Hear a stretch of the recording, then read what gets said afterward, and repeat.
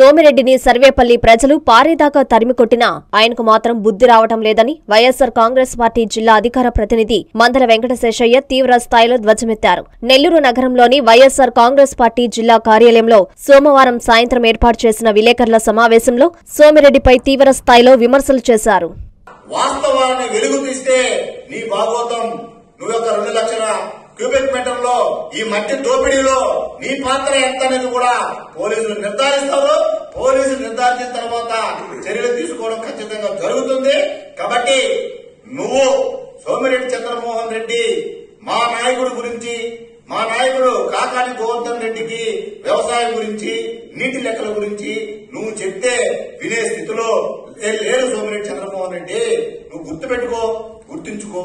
కాబట్టి ఇకనైనా సరే నువ్వు ప్రజలు, నీకు సర్వేపల్లి నియోజకవర్గ ప్రజలు నీ పనితీరుకి నిన్ను పారిందాకా తరిమి 5 సార్లు ఓడగొట్టారు.